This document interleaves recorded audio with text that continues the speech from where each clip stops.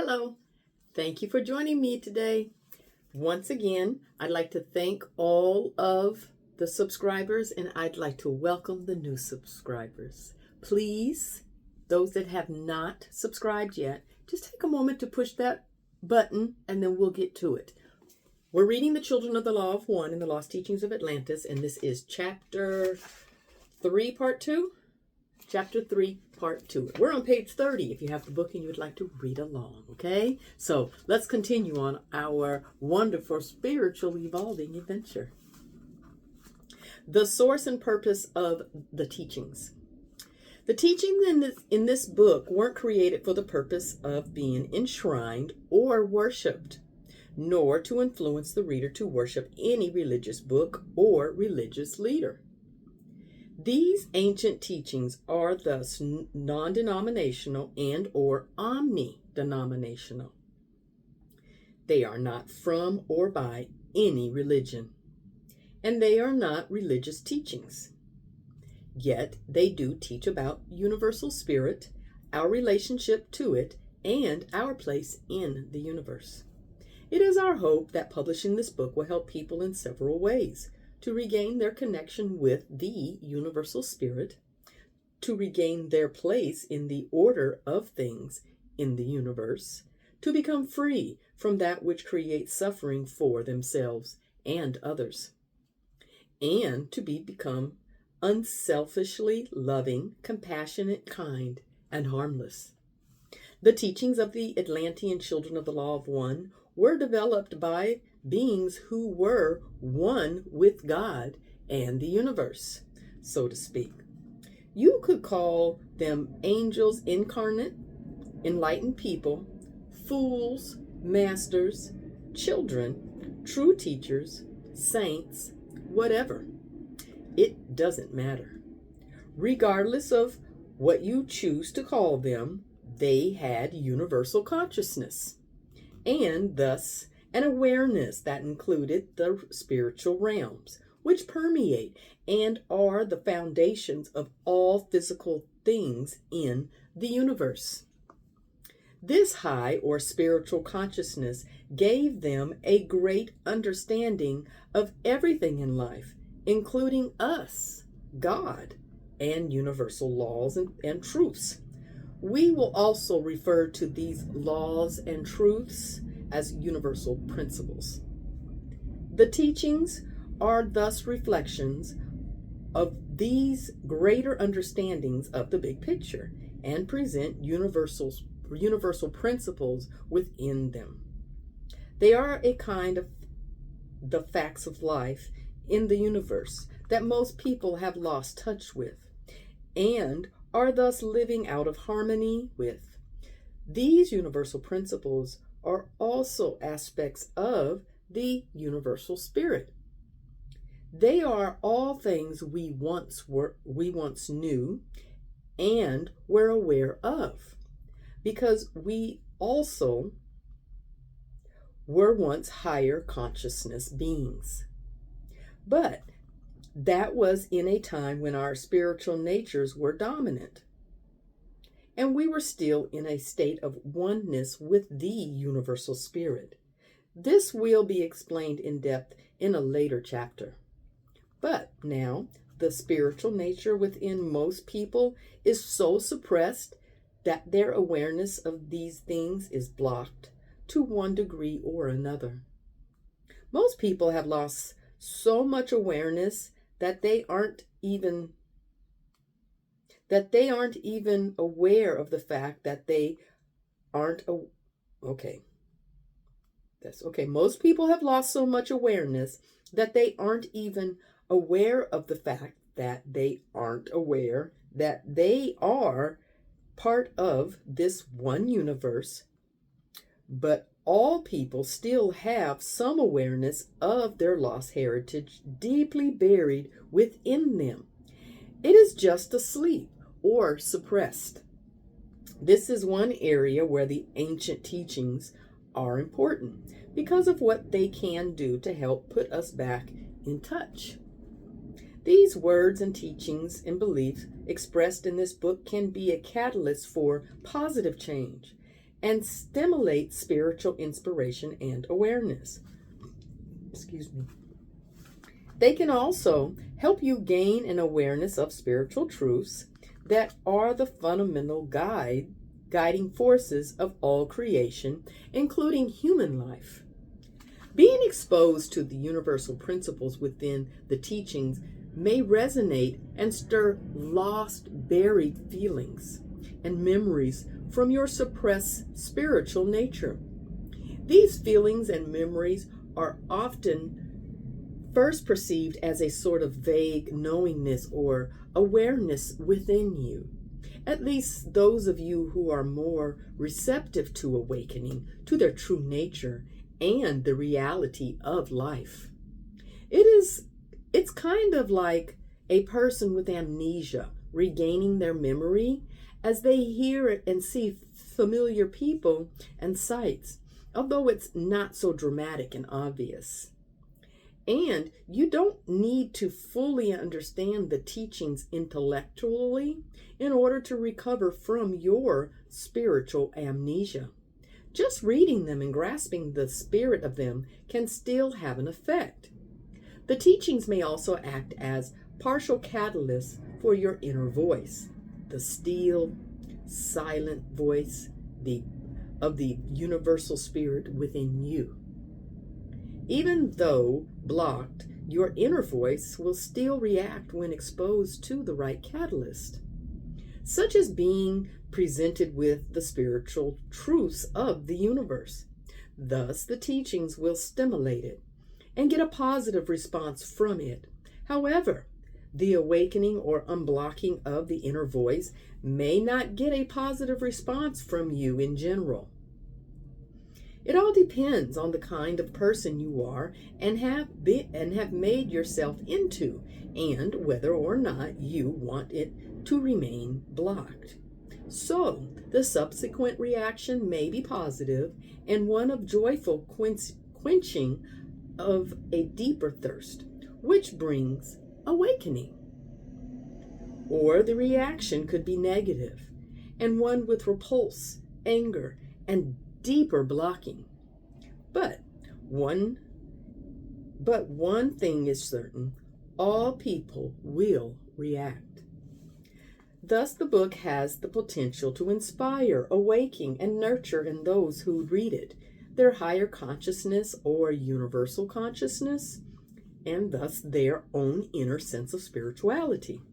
Some people might refer to universal consciousness as God consciousness, Christ consciousness, or enlightenment, etc. Having universal consciousness means many things other than being consciously one with and aware of all things in the universe, including the universal spirit. Most readers won't understand such abstract concept at this time, and you can't ever really understand it until you achieve it. Universal consciousness will be explained more in depth later in the book, but fortunately, there is a very simple, easy way to understand what universal consciousness means to us and the world indirectly. You can understand it, recognize it, and appreciate how valuable and important it is by observing its effects. There are very real, tangible, and clearly identifiable changes that can be seen in the life of a person whose higher consciousness is awakening, or who has fully achieved universal consciousness. They are real-world changes that every decent person can relate to and agree are good. What are these changes and how do they come about? Having an awakening of consciousness, like we've just talked about, results in truly becoming more spiritual. Let me pass on to you what my personal teacher, the Adept Zayin, who I eventually affectionately called Father as we grew closer, said to me about spirituality one day. As you begin to expand your consciousness beyond yourself, you start realizing, not just believing or having faith, that there is more to life and the universe than meets the eye.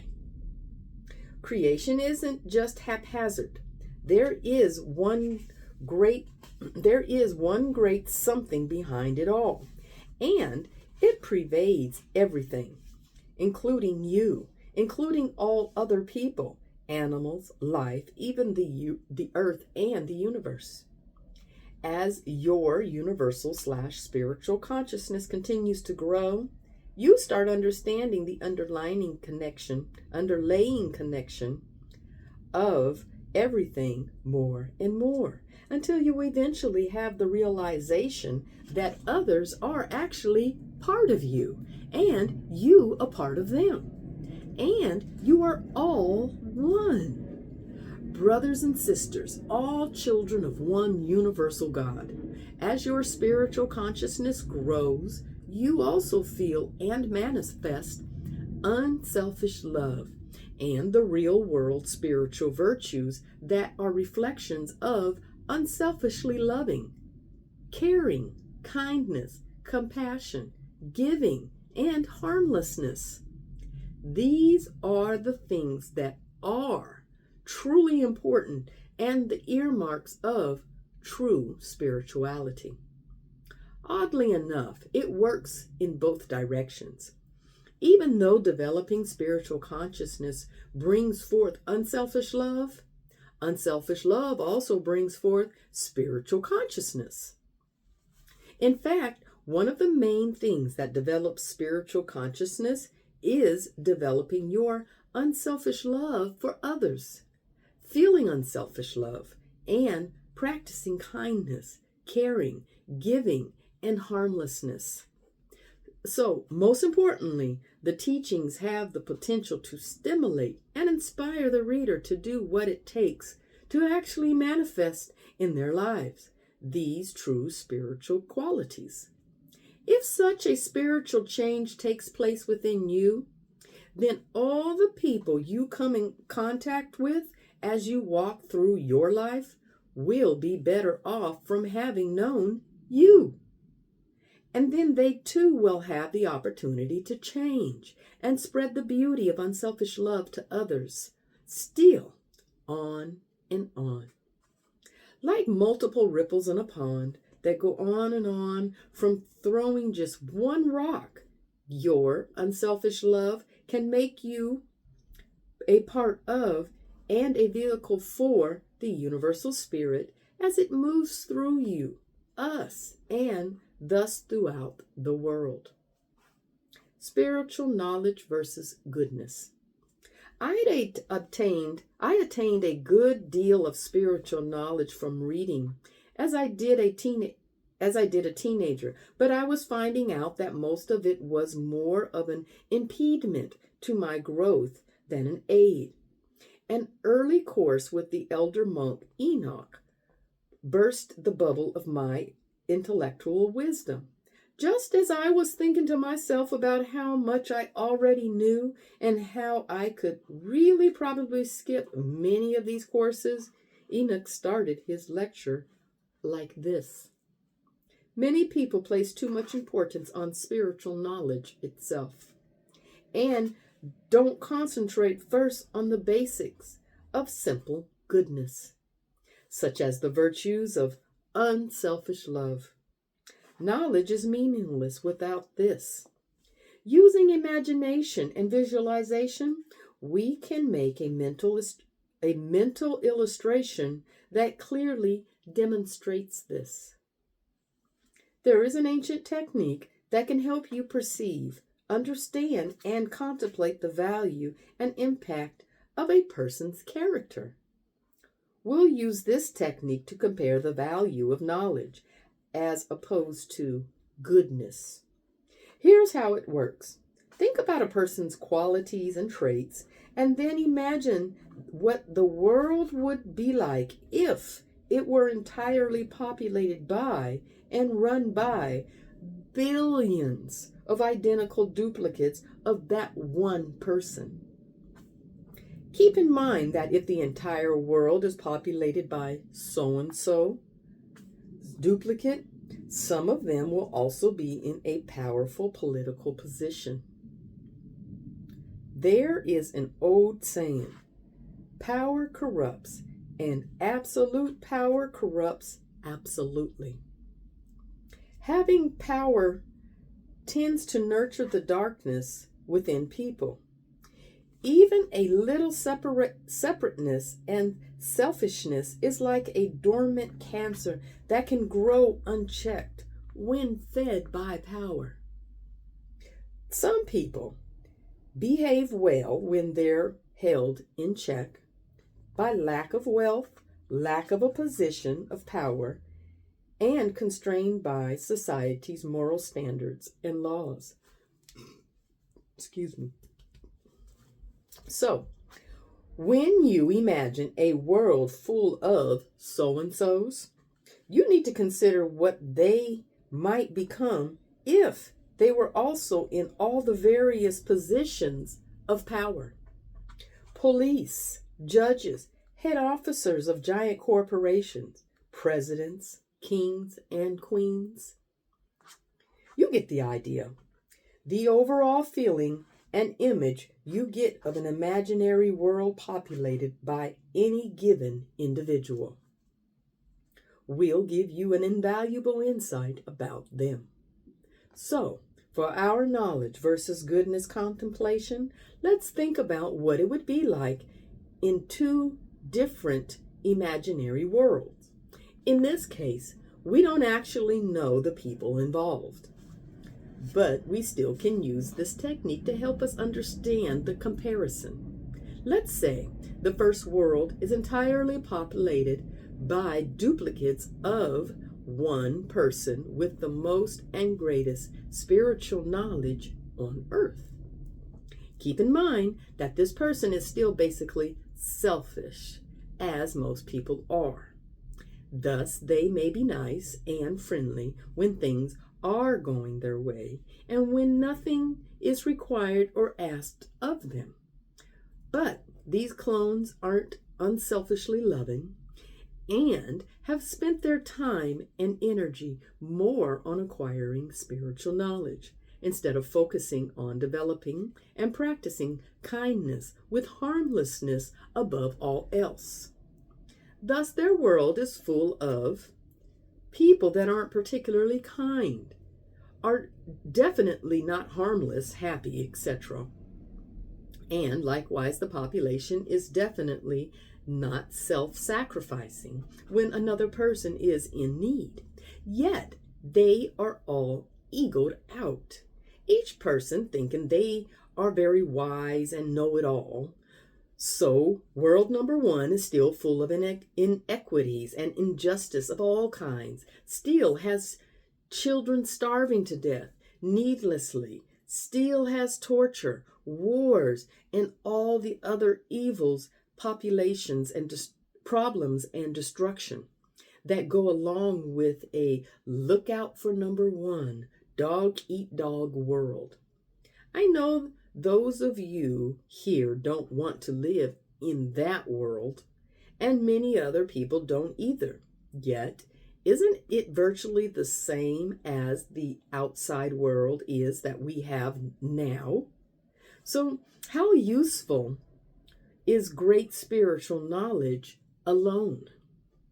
For our second imaginary world, let's think about what the world would be like if it were entirely populated by duplicates of one really good person. Someone with little knowledge, but with a good heart. Someone who is compassionate, kind, and harmless, and really cares about others. And they also have an attitude of live and let live, regardless of what others believe, think, and do. As long as they don't hurt someone else. That's not too much to ask, is it? Now, wouldn't this world be an incredibly better world than the one that people live in now? It would obviously be a beautiful, happy place. No starvation, no hurt, no war, no economic or physical enslavement, and no infringement on freedom. So even in regard to the practical aspects of day-to-day life and the condition of the world in general, isn't it obvious that the virtues of kindness and giving are far better and truly spiritual than any spiritual knowledge? And just imagine an entire world populated by unselfishly loving, enlightened beings. It would be paradise, heaven on earth. Spirituality requires more than spiritual knowledge.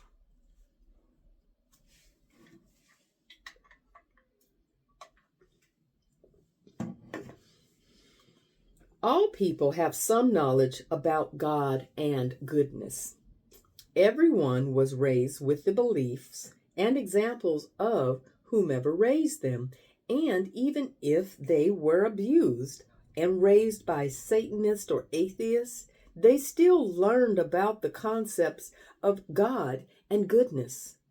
But as they grow up, many people gain further knowledge of these things. Some read books about it, some join religions and learn their spiritual and moral teachings.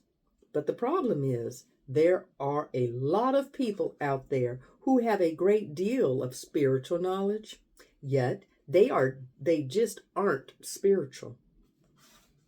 They don't think or behave as a spiritually conscious being would. Why, Enoch? How can someone learn all these things and not really change? Let's use an analogy in which water represents universal consciousness, unselfish love, and true spirituality. Just like the old saying that you can lead a camel to water, but you can't make him drink, you can lead a spiritually dry person to the spiritual waters. Give it to them, point it out and say, water, but you can't make them drink. Many spiritually knowledgeable people already have knowledge about this water, and they know where it is inside them. So when you point it out to them, they will usually say, I know, as if they really have it within them. Sure, they know. That's the problem. They only know. They can hear you tell them about the water and show it to them, and they recognize the water. They may even be able to tell other people about the water. They may even preach about it, all because they have the knowledge of it. But what have they done with the knowledge of water themselves? They develop a spiritual ego. They impress themselves and others with their knowledge, but they are still spiritually dry. Just having the knowledge of the water is not sufficient. They must drink it in somehow,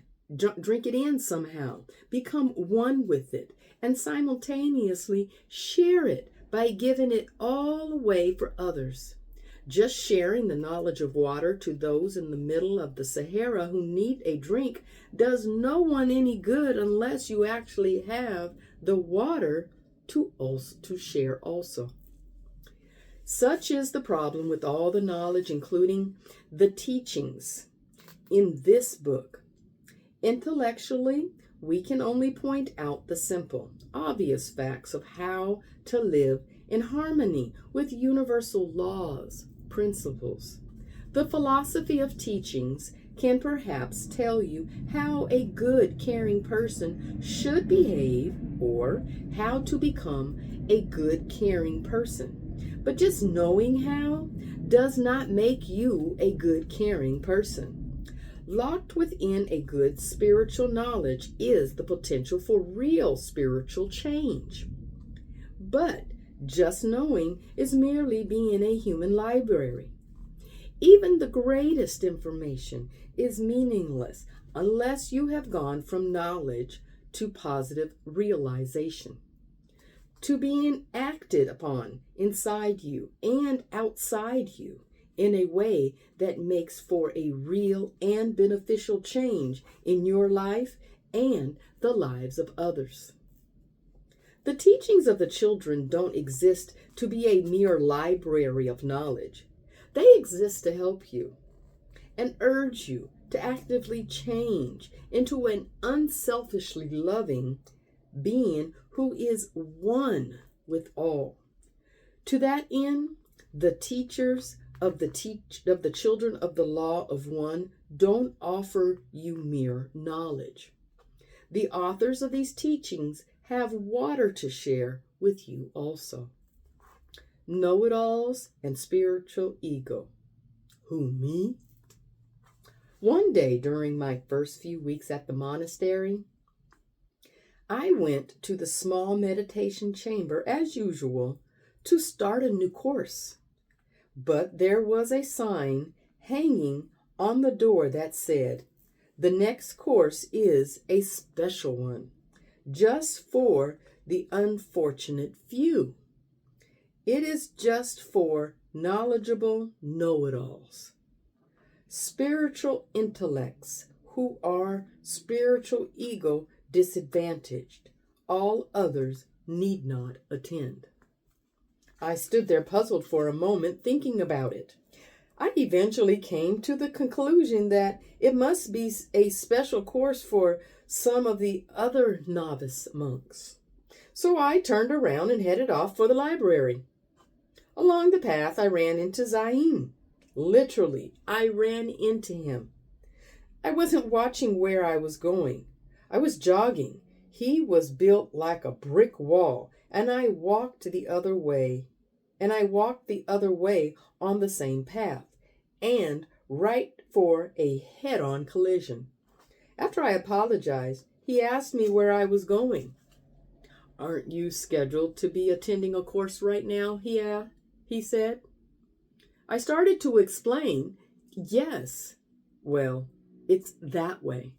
He pointed to the chamber, which was the opposite direction of where I had been going.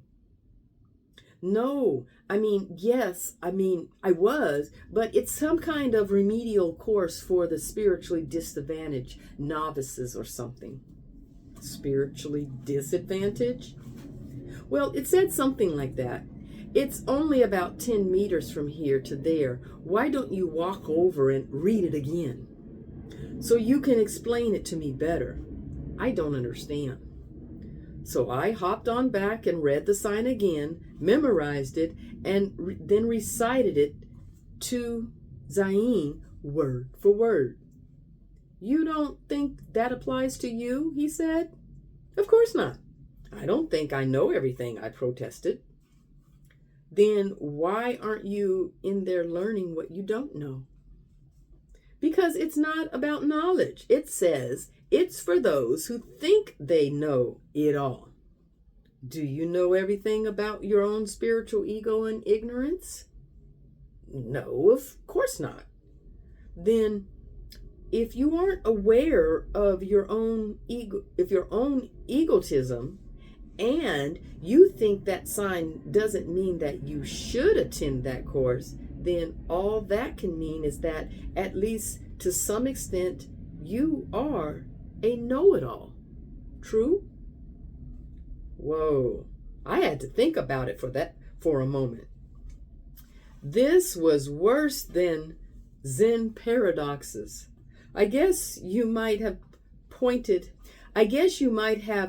there.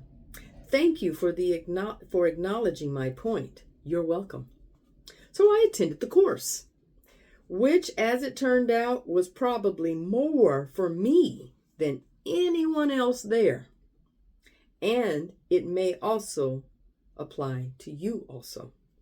I said that wrong. And it may apply to you also. Excuse me. "You have a great deal of spiritual knowledge, don't you?" Raja said to me.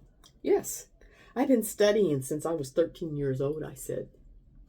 Then why are you here? Well, have you achieved enlightenment? No, I don't think so. Oh, you would, you would know it if you did. You'd know it far more easily than knowing if you had been struck by a bolt of lightning.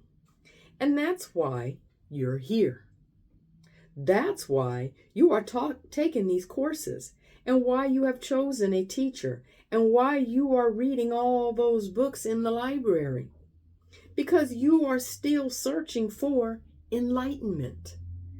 If you had found it, you would not be on this plane, or you would be an adept and teaching others rather than reading books, even ancient texts, because you would then truly know it all, at least spiritually speaking. You would have universal consciousness. You would not be struggling with yourself or being self-centered or selfish anymore. You would only unselfishly love. I gulped. I understand. Note for our readers. There are basically two kinds of people reading this book, and some who are combinations of two kinds. The first kind of person is just reading it because it's unusual, but perhaps somewhat interesting reading. That includes those who are fascinated with lost civilizations, lost history and mysterious technology. But the other kind of reader is one who is more into spiritual knowledge, studies, practices, abilities, etc. What some call a spiritual seeker. The remainder of this chapter is really addressed to them, and you may want to skip to the next chapter. Something to think about. A message for the spiritual seeker or seeker of spiritual knowledge. There are some of you reading this book right now who have collected spiritual and metaphysical knowledge for many years and been involved with various spiritual paths, trends, or techniques. Some of you will read this book and say, yes, I already know, or it's redundant, or I have heard these things before. I already know them, so this book is of little use to me. I don't mean to offend you or belittle your knowledge or wisdom, but if you have thought such things, ask yourself the following questions before you read any more of this book with that kind of attitude, or before you just file these teachings away with the rest of your knowledge. Are you already enlightened or universally conscious? There are various definitions of that. So here's what we mean by that. If you have achieved what we call enlightenment, you have taken the controlling reins of your life from your selfish, separate self and handed them over to your higher self and the universal spirit. Have you done that? Has unselfish love replaced selfishness in your day-to-day life? And if not, have you dropped everything and rearranged the priorities in your life with the goal of achieving these changes as fast as possible? If the answer to the above is no, then the question is, why? If you know the keys, why haven't you used them? If you don't know the keys, maybe somewhere in these pages something will click for you. Like I said, I don't mean to be insulting or offend you. I just want to help certain readers who might benefit from what I'm about to say. So please keep that in mind now when I say this. While there are certain exceptions, if you are already enlightened, it is very, very unlikely that you would even be reading this book right now. You would likely have no need or interest in reading this book because you would have achieved all you need. The searching stops.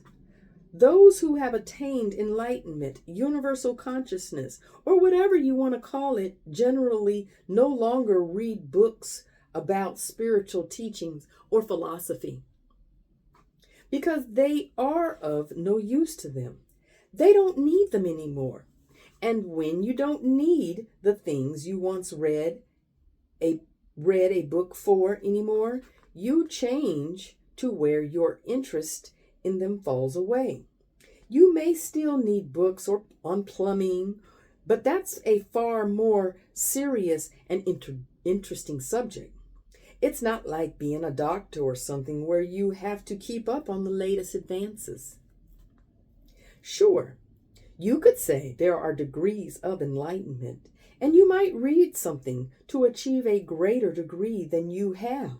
But there is one biggie enlightenment that is like a light switch, and it's either on or off. So, if you are reading this and that big switch isn't turned on yet for your own good, please put aside whatever you already know, just for a while at least. Even more importantly, please put aside any ego that could get in your own way. This could prevent you from getting a seemingly insignificant little piece of something out of this book that might help you become enlightened. Just read with an open mind and see where this takes you. Even if you were enlightened and found a book that sounds interesting, which is certainly possible, you wouldn't have the time to muse over it. When you become enlightened, you are very, very busy helping others to obtain the same freedom, peace, and unselfish love you have found. Or you go on and ascend to a higher vibrational plane. If you stay, you work for the universal spirit, so to speak. You align your will with universal will, and thus you become very busy doing your little part in the universal flow. For example, at this point in my life, I don't read any spiritual or physiological books. I no longer have the inclination, let alone the time. I did need to write this book, though, because it was both my job, so to speak. Where did I get that? Okay. I did need to write this book, though, because it was both my job to do so in the service of Universal Spirit and my desire to help you. I've been forcing myself to write it a while, very ill. So I hope you get something out of it that will help you. Of course, like I said earlier, there was a time when I had a desperate desire and need for spiritual and philosophical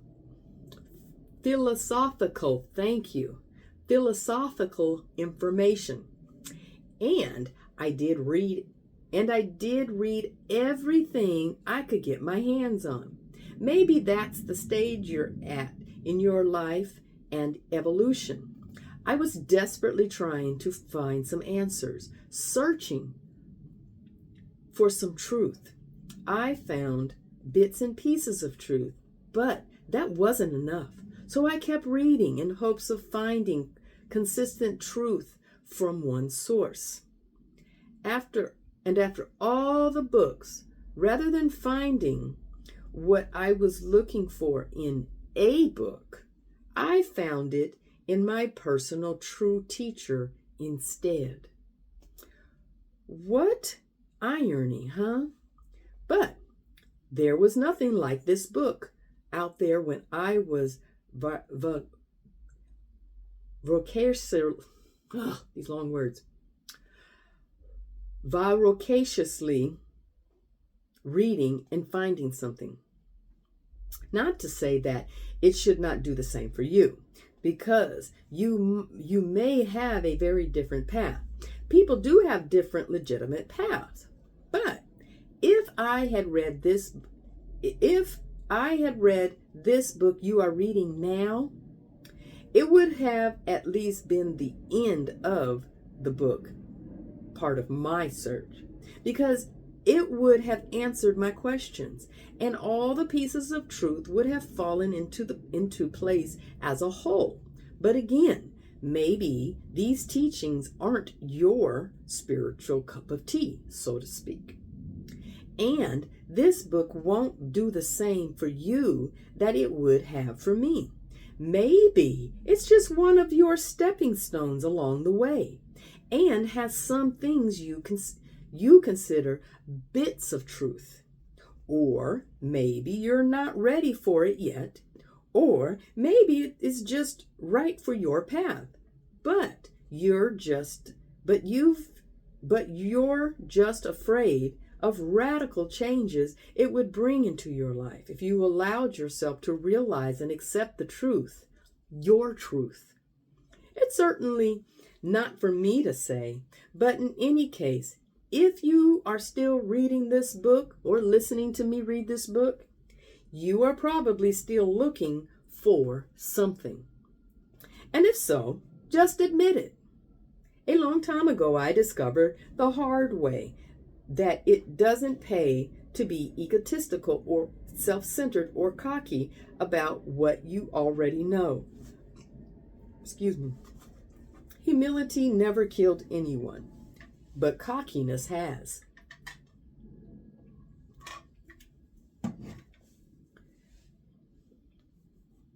Humility will get you to peace of mind and enlightenment faster than anything else. A spiritual ego will prevent it. So go ahead and let yourself go and look very closely with an open mind and heart. Spirituality is simple. Love is simple. Truth is simple. Enlightenment is simple. It's all basic stuff that we all really know deep inside how, yet most people don't live by it, and they've blocked it out. A book like this helps to remind you and inspire you. If you haven't gotten it yet, maybe this will help. If you think it's redundant, what can I say? How could it be redundant if you haven't gotten it yet? I know I needed to hear certain things over and over until I finally realized, until I finally really did hear it, get it, and actually change. Some of you may already know everything you need. You need to become truly great beings let me start that sentence over. Some of you may already know everything you need to become truly great beings who are a blessing to all. Yet, you don't do what you need to do to achieve that. Why?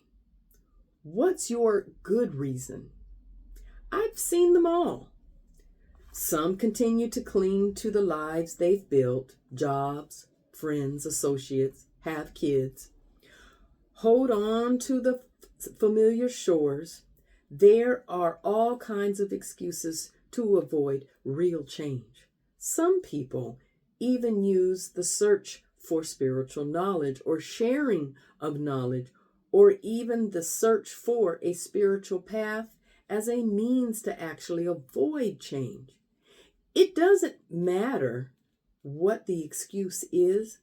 It does matter if it is clinging to a house, car, friend, lover, family, job, city, or whatever. It also doesn't matter what you fear. We all die someday, and such specifics of your life become irrelevant. So it doesn't matter if your reason for not going for it is the best reason in the world. The bottom line is this: whatever reason is holding you back from what you need to do to achieve enlightenment and oneness with God is not a good enough reason. The major arcanum of the ancient tarot represents the spiritual path from start to finish. The beginning and end of the path is represented by the Fool. The Fool lets go of everything in life to begin his spiritual journey. He has packed a knapsack and is looking up and is stepping off into the jaws of danger, trusting all to God. The Fool has shucked his reasons for not getting on with his path. This is the kind of attitude one must have. And the knowledge of how to do it is not good enough. Knowledge can only point the way. You are the one who must actually take the journey. Remember, a little knowledge that acts is worth infinitely more than much knowledge that is idle. That was said by Kali Gibran. Okay, that was the end of the reading of chapter 3 of the Children of the Law of One in the Lost Teachings of Atlantis. Thank you for listening along as I read. We will be on chapter 4, page 39. For those that do have the book, I did get it on Amazon. That was before I realized Mr. Bozo and what he was about and his path in life. So, regardless, thank you for listening. And please subscribe, like, and share if you have not already. And join me for chapter 4 next time. Have the most benevolent day.